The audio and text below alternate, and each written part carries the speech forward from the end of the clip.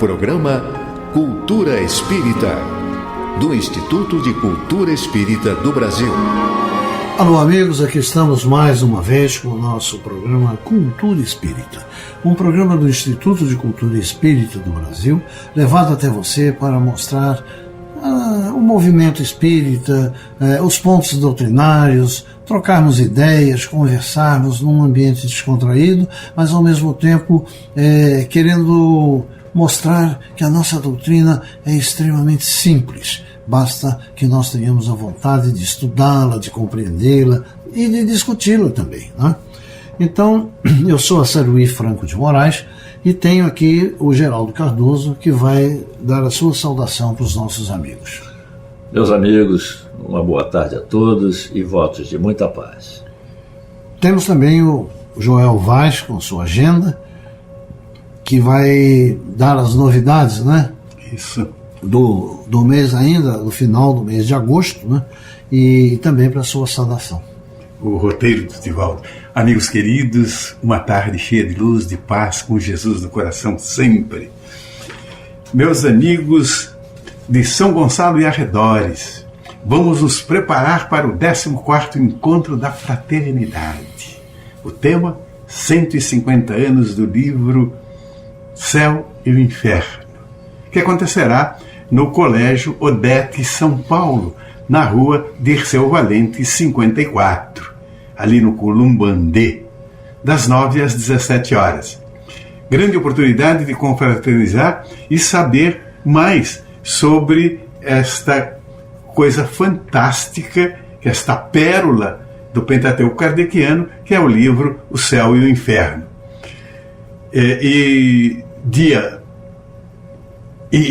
Do dia 20 de setembro até o mês inteiro, a gente vai trabalhar em cima deste roteiro. Grandes palestrantes estarão lá participando, os temas são sempre muito interessantes. Por exemplo, a Berenice Piano fala sobre uma visão da mente espírita, autismo, uma visão da mente espírita. A Nina Peixoto com Céu e Inferno, como será o amanhã. O André Parente, Céu e Inferno, análise pedagógica.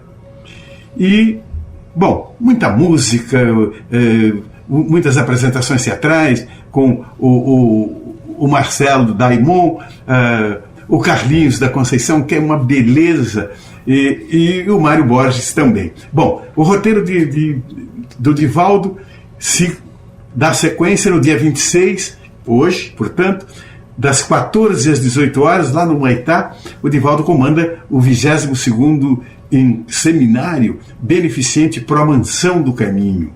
Credenciais na Livraria Espírita Joana de Anges, na Rua do Catete 347, na loja 11, o Abrigo Teresa de Jesus, na Rua Ibituruna 53, e no Lar de Teresa, em Copacabana. No dia 27, pela tarde, em Niterói, ele estará se apresentando às 15 horas no Instituto Bezerra de Menezes, que fica na Rua Coronel Gomes Machado 140. E, mais tarde, já às 19 horas, o CERJ, na Rua dos Inválidos, realiza com ele o 14º Encontro Fluminense da Doutrina Espírita, com o direito. É um encontro da doutrina espírita com o direito. Direito independente, e também com a participação do Queops Vasconcelos. No dia 27 de agosto, às 20 horas, o Centro Espírita André Luiz, na Rua Jequibá 139, Divaldo também faz uma belíssima palestra. No dia 28 de agosto, às 20 horas, a UERJ, com o apoio do Centro Espírita Caminho da Esperança. No dia 29 também, no dia 30 também, e assim teremos uma jornada bonita com o Divaldo. Qualquer informação maior, procure no CERJ ou no SEJA da Barra, Centro Espírita Joana de Anjos. Uma tarde maravilhosa. Continuem com o nosso Geraldo Cardoso e o professor Saruí do Instituto de Cultura Espírita do Brasil. Então é isso, meus amigos. Na sequência, nós temos agora as perguntas que nos foram enviadas pelos ouvintes e que eu peço ao Geraldo, por favor, que oriente. Muito bem, as perguntas vêm da nossa ouvinte Carmela de Medeiros Barbosa, de Higienópolis, Rio de Janeiro. Ela pergunta inicialmente: em que estado permanece o espírito do médium quando este recebe uma entidade espiritual? Seu espírito continua em seu corpo ou fica à sua volta? Se a nossa ouvinte Carmela de Medeiros Barbosa estiver acompanhando a sequência dos nossos programas, né, principalmente os programas desse mês de agosto, ela vai se lembrar ou vai reparar que em num programa anterior nós nos referimos ao fato de que, por exemplo, não existe incorporação, e sim uma projeção de mente a mente, do espírito para o médium. Então, quando ela pergunta em que estado permanece o espírito do médium quando este recebe uma entidade, na verdade o médium não está recebendo uma entidade, ele está recebendo a influência mental daquela entidade. Ora, se ele está recebendo a influência mental de uma entidade, quem está no comando do seu corpo, da sua vontade, das suas funções, é o próprio espírito do médium, não é um espírito alheio. Então, o processo de influência do espírito sobre o médium se dá todo no campo mental. O médium, ele é consciente do seu trabalho e quanto mais desenvolvido nas lides mediúnicas, mais consciente de sua capacidade ele permanece. Tudo se dá no sentido de afinidade fluídica, estimulando a mente do médium a transmitir as sensações do mundo invisível à sua volta. A influência será mais ou menos intensa conforme o grau de intensidade da faculdade mediúnica. Mesmo nos casos de mediunidade sonambúlica, que é aquela em que praticamente o espírito comunicante é quem está controlando, né, dominando, mesmo no caso dela, o espírito do médium jamais abandona o seu corpo físico. Não existe isso. O médium, o espírito dele fica junto dele. Caso, eventualmente, ocorra um deslocamento do espírito, este será por um tempo curto e sempre estará ligado ao corpo do médium através de um cordão fluídico que permite a integração entre eles. Então, na verdade, minha amiga, o espírito do médium, respondendo de uma forma rápida, o espírito do médium, ele não se desloca, ele não se desgruda do médium, do corpo. Ele fica permanente ali presente. Quanto mais o médium tiver estudado e conhecer o fenômeno mediúnico, tanto mais qualidade terá aquela manifestação mediúnica, porque o médium saberá controlar exatamente aquilo que é bom e aquilo que não é. Por exemplo, se um espírito sugere ou pretende fazer alguma coisa que seja contrária, digamos, aos bons costumes, o médium tem como, se ele estiver no controle da situação, ele tem como dizer: isso aí eu não faço, ou não quero, ou não deve ser feito. Filtra, né? Filtra as palavras. Exato. Muito bem. A nossa irmã Carmela pergunta ainda: devemos acreditar em tudo o que os espíritos dizem? Essa pergunta é clássica também, né? Também. Tem gente que, se o espírito disse, segue aquilo como se fosse uma lei natural. Tem gente que depende, tem pessoas, por exemplo, que para todos os atos da vida acabam querendo consultar um espírito, perguntar para o espírito o que está acontecendo, tal, não sei o que, papapá. Isso aí é fortemente refutado por Kardec, né? Até porque, se você fizer tudo que você precisar fazer, falar com o espírito, e o espírito disser o que tem que fazer, o seu livre-arbítrio vai para o brejo.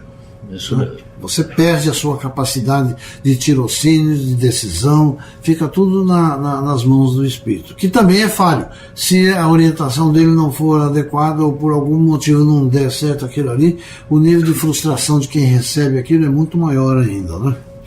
Olha, os espíritos desencarnados, eles são almas de homens ou mulheres que já viveram na Terra. Portanto, podem ser portadores dos defeitos e qualidades que tinham quando encarnados.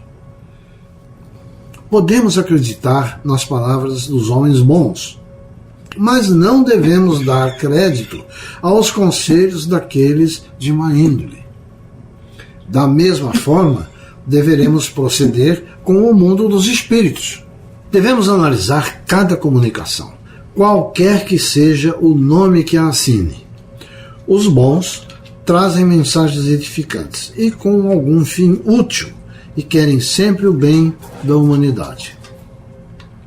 Os atrasados ou maus, eles podem nos enganar com palavras belas e sentimentais, podendo tomar emprestado nomes de pessoas conhecidas ou espíritos iluminados, para nos impressionar.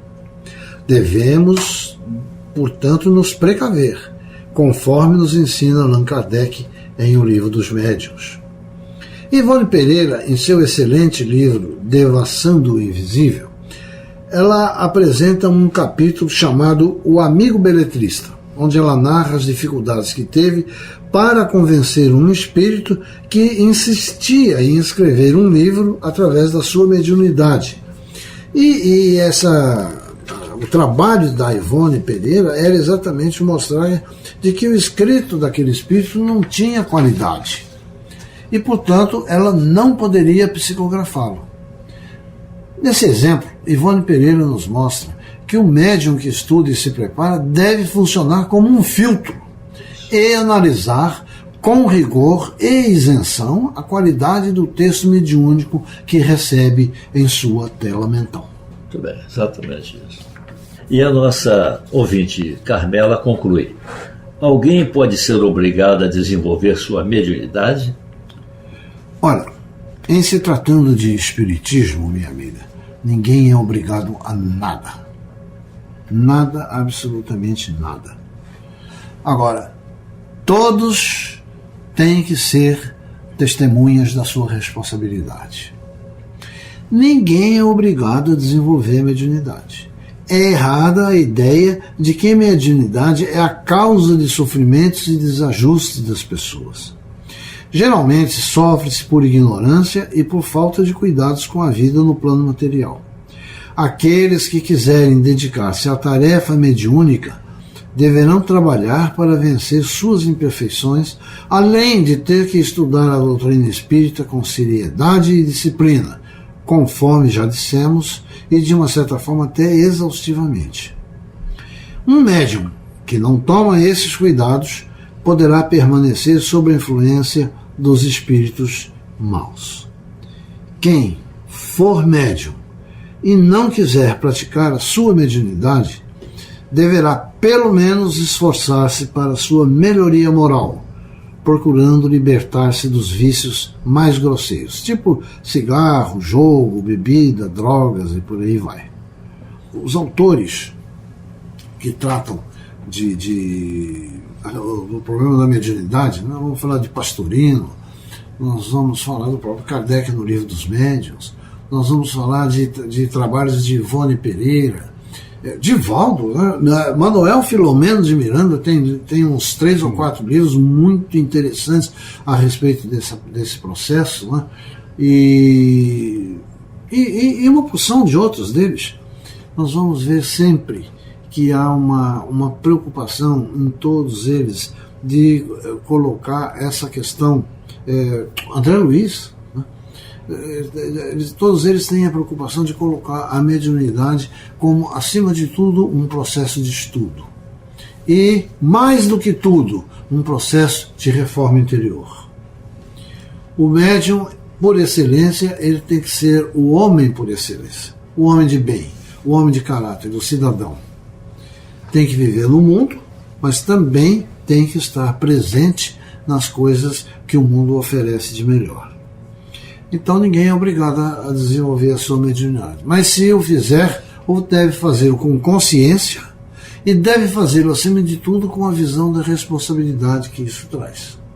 Porque depois você não pode alegar. Nós temos casos, nós conhecemos casos de mediunidade em que os médiuns se desviam das suas funções, né? Vão até o charlatanismo, vão até a grosseria, né? Então eles têm que ter a noção da responsabilidade e eles têm que saber que isso não fica imune, não fica isento, né? Haverá sempre uma resposta a essas questões. Perfeito, isso mesmo. Então, meus amigos, nosso bloco termina aqui. Agradecemos a sua audiência e na continuidade, após o intervalo, nós vamos ter o nosso querido Geraldo Cardoso com a sua Internet do Bem. Muito obrigado. Instituto de Cultura Espírita do Brasil. Meus amigos, a mensagem de hoje traz um texto de autor desconhecido, cuja tradução é de J. Claré Sintra, sobre tema que convida a profunda reflexão e cuidadosa ação.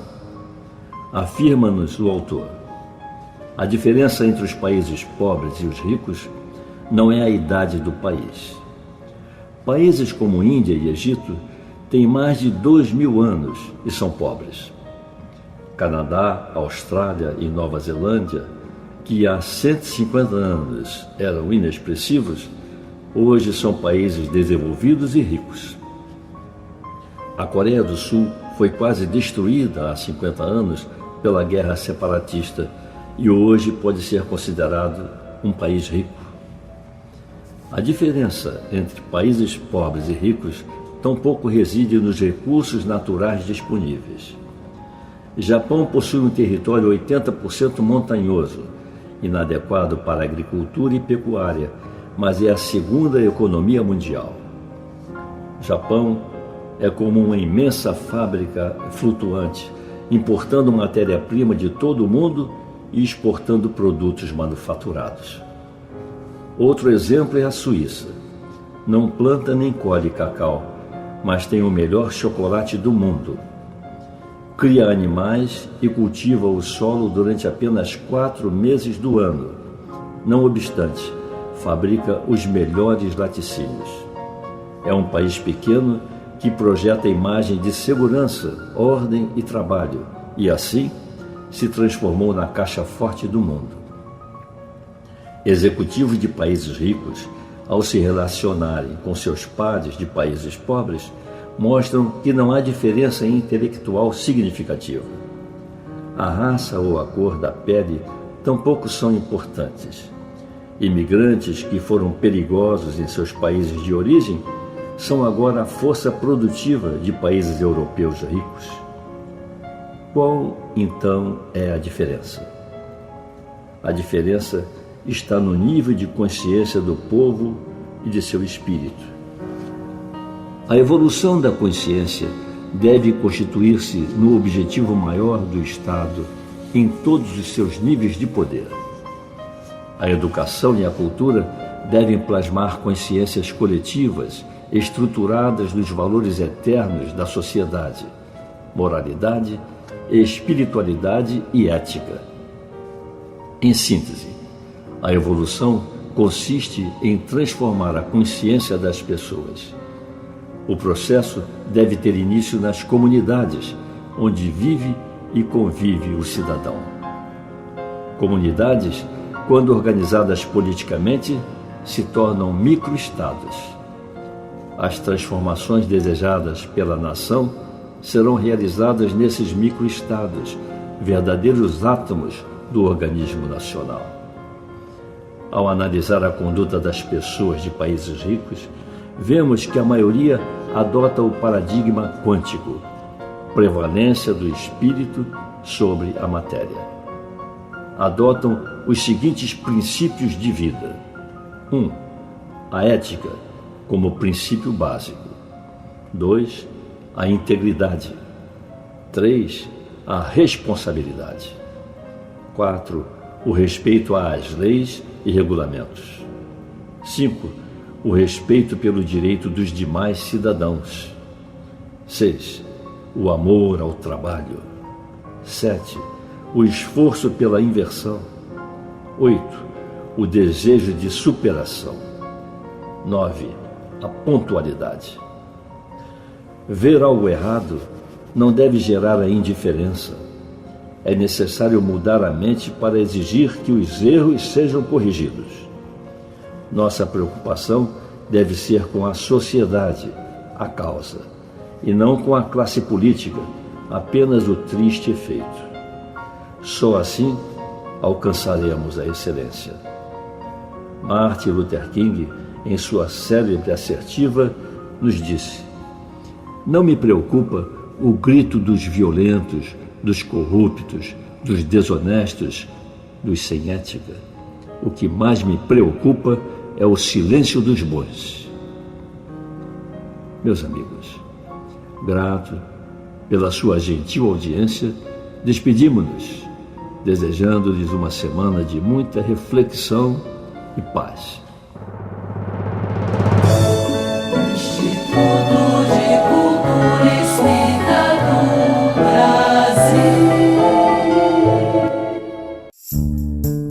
Noticiário do Instituto de Cultura Espírita do Brasil, Neandertal Alves.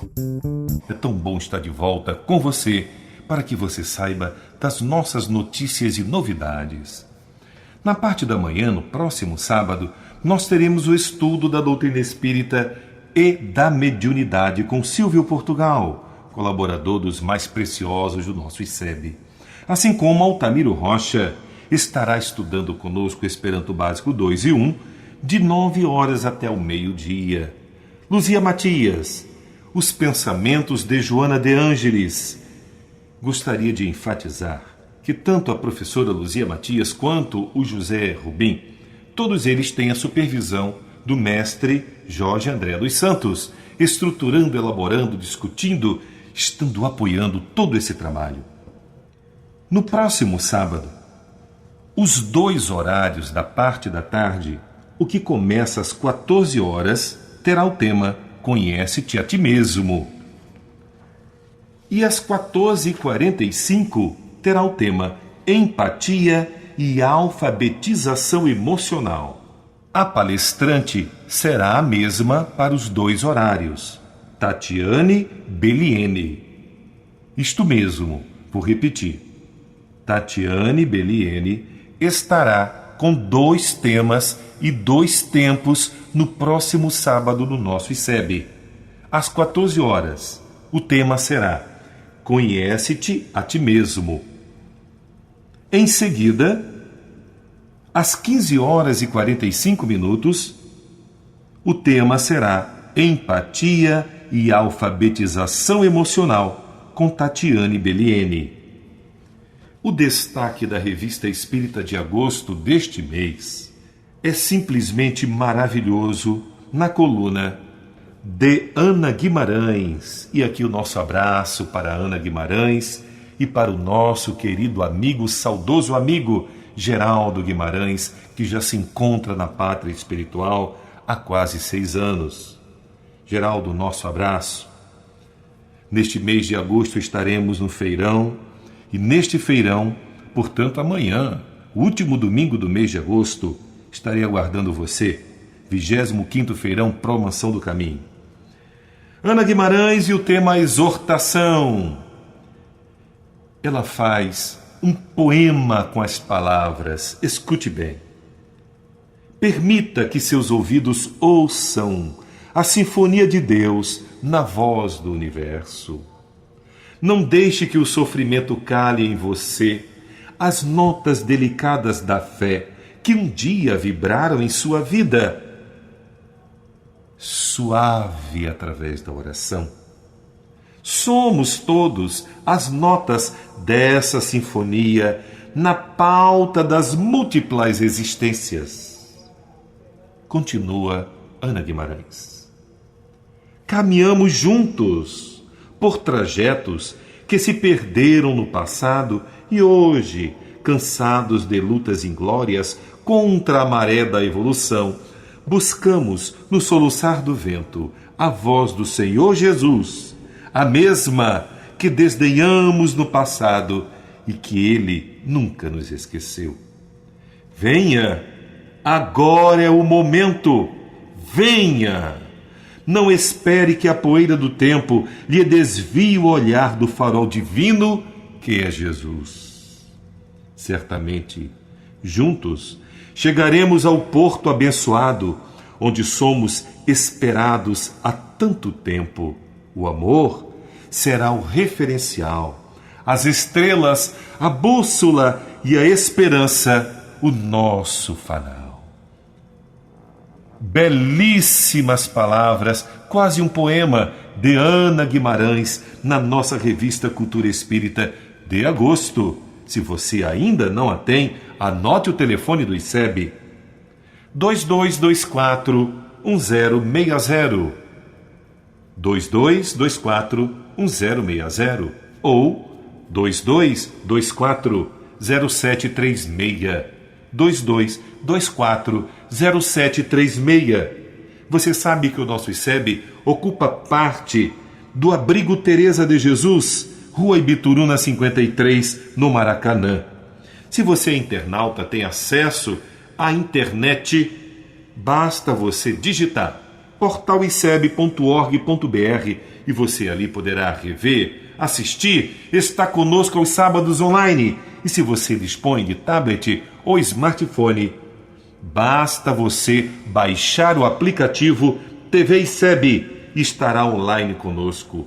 portaliceb.org.br, evoluindo sempre. Este foi o noticiário do Instituto de Cultura Espírita do Brasil, Neandertal Alves, e até o nosso próximo programa. Queridos amigos, aqui terminamos mais uma apresentação do nosso programa Cultura Espírita.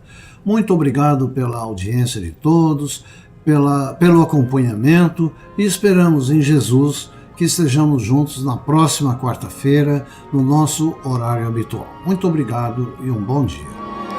Pela Rádio Rio de Janeiro, o Instituto de Cultura Espírita do Brasil apresentou Cultura Espírita.